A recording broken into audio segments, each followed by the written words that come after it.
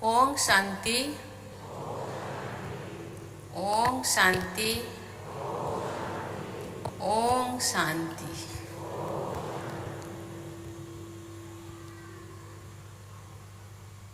इस समारोह में प्रमुख रूप में उपस्थित मंच में विराजमान राज्य सरकार के मंत्री श्री बी.डी. कल्लाल जी,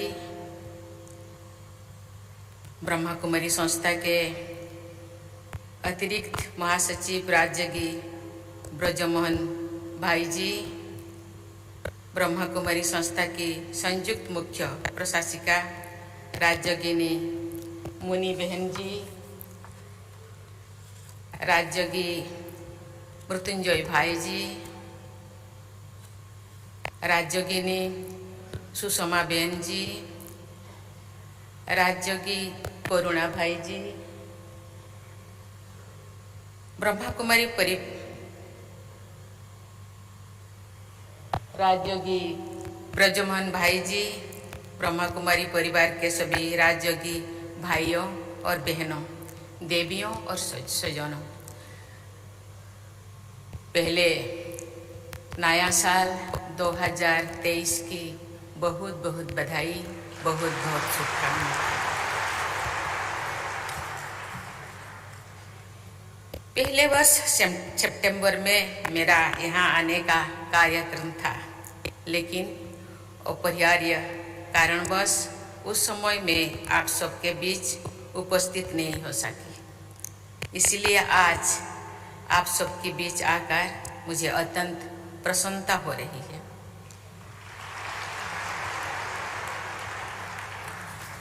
बहुत दिन के बाद इस इंद्र सभा में कुछ समय बिताने का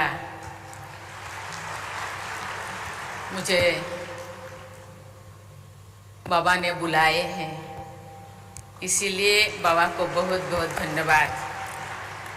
कहा जाता है समय से पहले भाग्य से ज़्यादा कुछ नहीं होने वाला है, इसीलिए शायद आज मेरे लिए ये समय है आपके साथ कुछ क्षण बिताने के लिए। आनंदमय और सफल बना सकते हैं। ये मुझे दूसरे आज़ादी के अमृत महोत्सव के तहत ब्रह्मा कुमारी संस्थान द्वारा शुरू किए जा रहे राष्ट्रव्यापी अभियान rising India through spiritual empowerment का शुभारंभ करने का अवसर मिलना मेरे लिए सौभाग्य की बात है। इस अभियान का उद्देश्य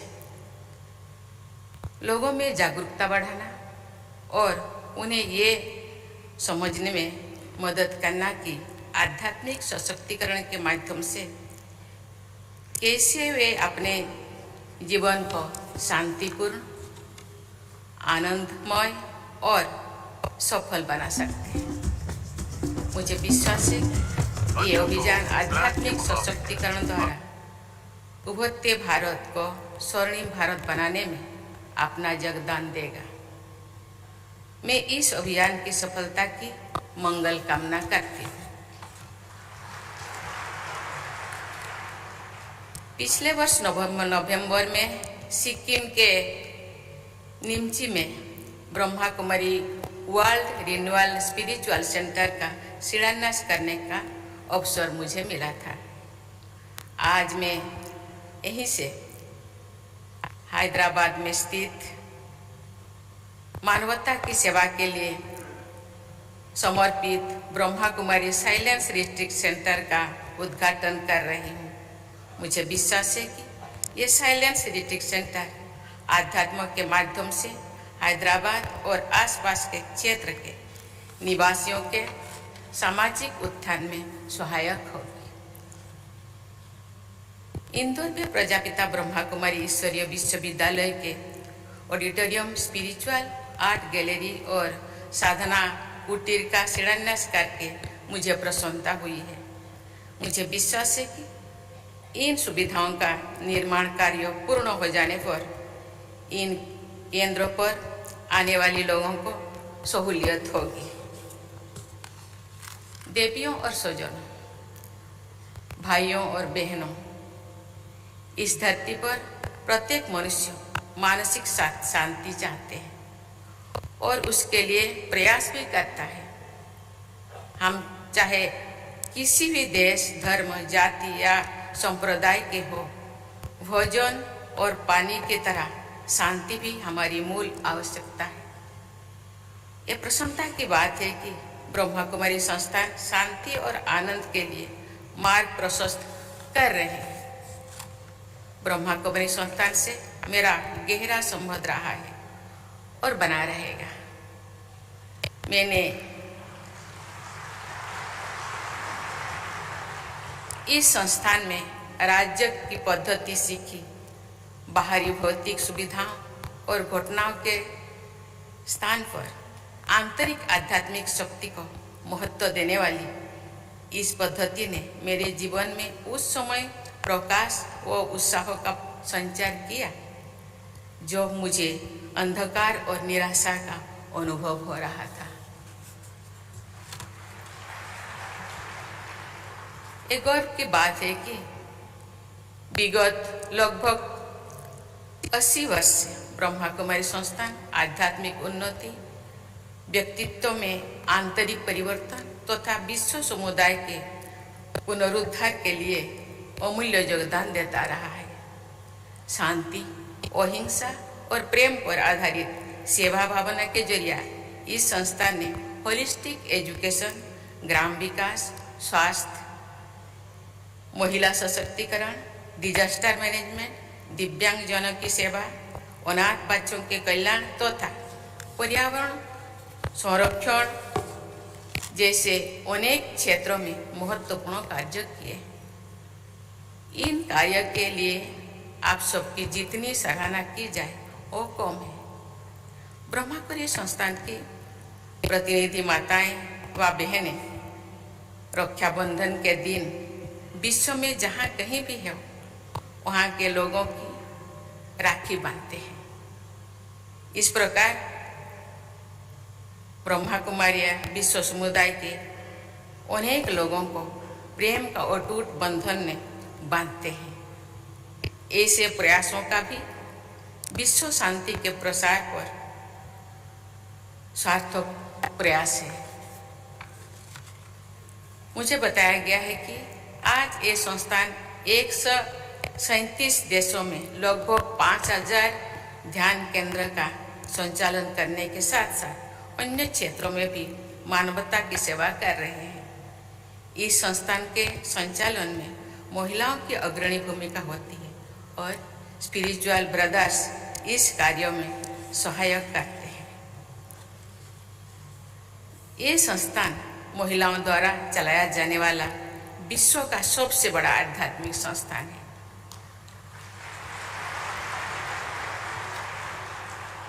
ब्रह्मा कुमारी संस्थान की सफलता ये सिद्ध करती है कि अवसर मिलने पर महिलाएं पुरुषों के बराबर या शायद उनसे भी बेहतर काम कर सकते हैं।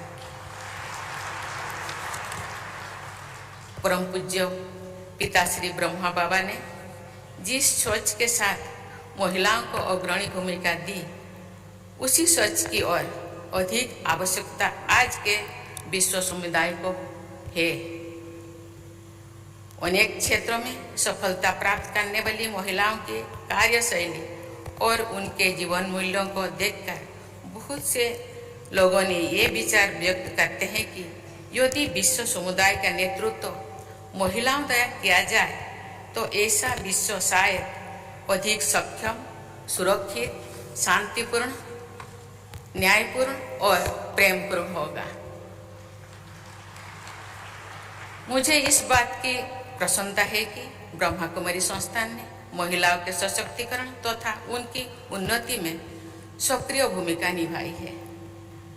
ब्रह्मा बाबा का मानना है कि महिलाओं के आध्यात्मिक, सामाजिक और बौद्धिक सशक्तिकरण में ही विश्व का समग्र विकास निहित है।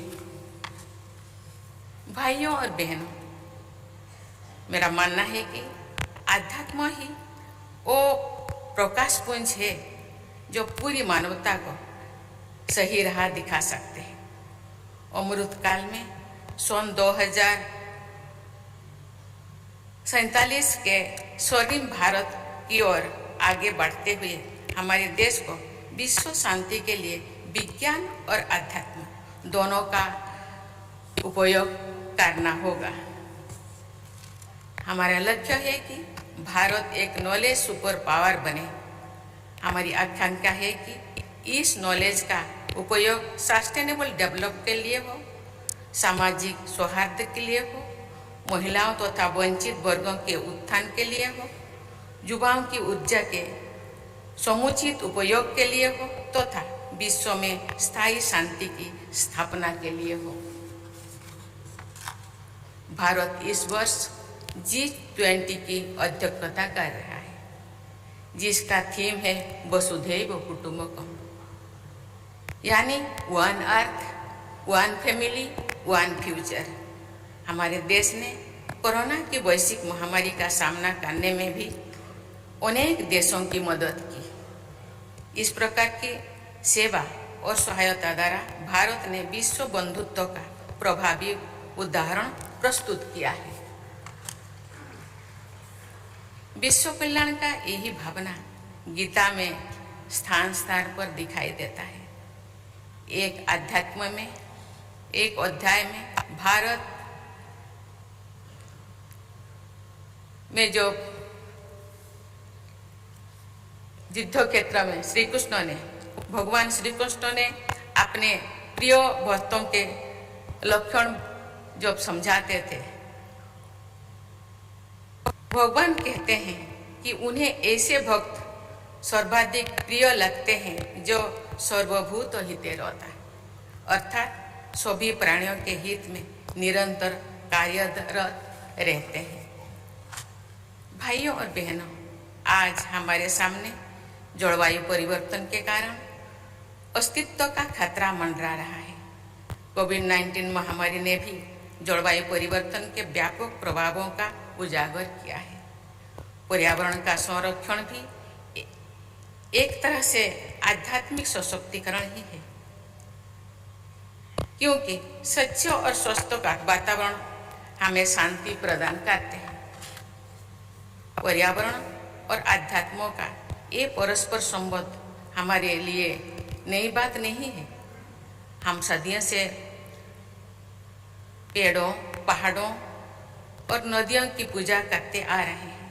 भगवान बुद्ध ने शांति की खोज एक वृक्ष के नीचे ही की थी। अनेक ऋषि मुनि पहाड़ों पर, गुफाओं और तंद्राओं में ज्ञान के लिए तप करते रहते थे। अपने जीवन में शांति लाने के लिए हमें पर्यावरण की रक्षा करनी ही होगी। जलवायु परिवर्तन की चुनौती का सामना करने में भारत ने महत्वपूर्ण पहल की है। हमारे देश ने वर्ष 2070 तक नेट जीरो उत्सर्जन वाली अर्थव्यवस्था बनने का लक्ष्य तय किया है। भारत ने ग्रीन ग्रिड इनिशिएटिव, वन सन, वन वर्ल्ड, वन ग्रिड की पहल भी की है।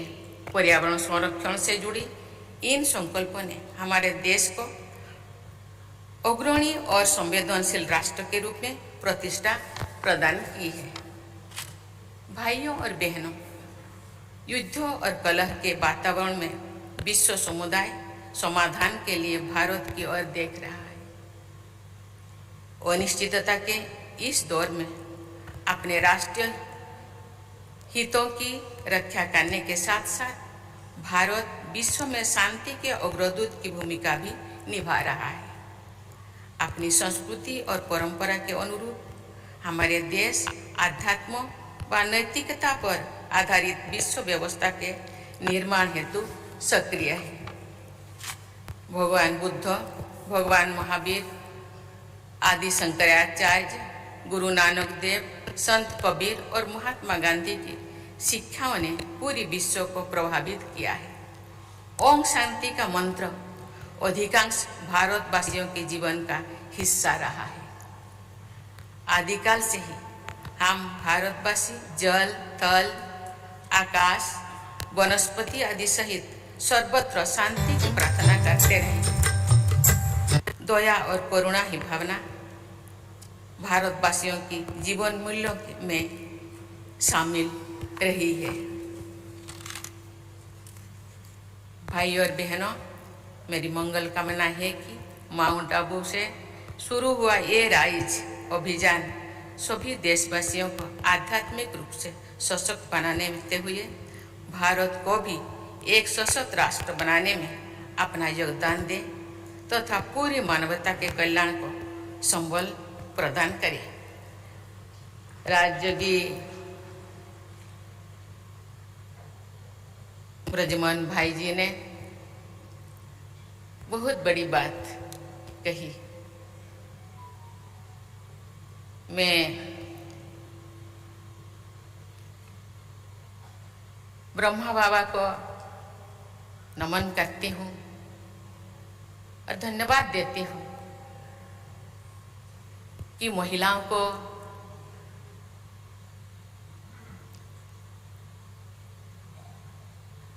पूरा विश्व में शांति और शक्ति प्रदान करने के लिए कलश, उनके सर पर कलश दिए हैं। आज इस संस्थान द्वारा पूरी विश्व में माउंट आबू से जाकर के बहनें लोगों को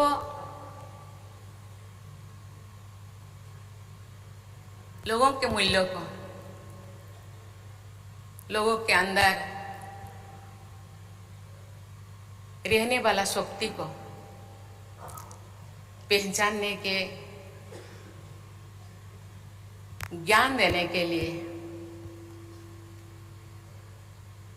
पूरा विश्व में इस तरह के सेंटर बनाकर उन लोगों को जागरूक करने के लिए बहनों को सशक्त बनाए।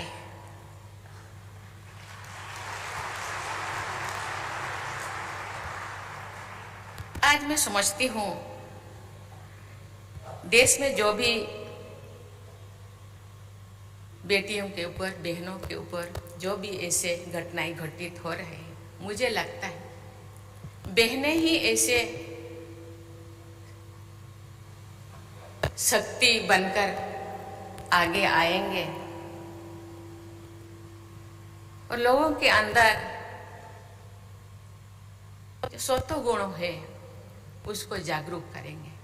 स्नेह, प्रेम, शांति, आत्मीयता, मुझे लगता है उनके अंदर जो विकार है उसको समाप्त करने में बहनों का जो प्रयास, उनका जो शुभ भावना, आज ये बहनें मुझे लगता है 10 या 60 के 70 लाख तो हो गए हैं। ऐसे ऐसे सेंटर आज गांव-गांव में हो रहा है। मुझे लगता है उनका सकाश, उनका शुभ भावना लोगों के मन में जो विकार है वो समाप्त करेगा और एक ना एक दिन सरकार अपने तरफ से, गवर्नमेंट अपने तरफ से प्रयास कर रहे हैं, लेकिन एक आध्यात्मिक संस्था के रूप में आज केवल ब्रह्मा कुमारी नहीं, बहुत सारे ऐसे संस्थाएं हैं इस दिशा में आगे बढ़ रहे हैं। मुझे लगता है ये वो दिन ज़्यादा दूर नहीं, आहिस्ते आहिस्ते लोगों के मन में आध्यात्मिक भाग जागृत हो रहा है। पुराण महाभारत कहीं पे भी हम देखें ऐसे घटनाएं घटित हो रहा था। मुझे लगता है अभी ये कलियुग है, ज़्यादा ही हो रहा है। कलियुग का मानसिकता को खत्म करना होगा और सत्य युग को आह्वान करना होगा और इसीलिए हम लोग सबको प्रयास करना होगा और मन में सद्गुण को हम अपनाना होगा और आगे बढ़ना होगा। थैंक यू, धन्यवाद, जय हिंद, जय ओम शांति। अब सभी से निवेदन है कि सब अपने स्थान पर खड़े हो जाएंगे।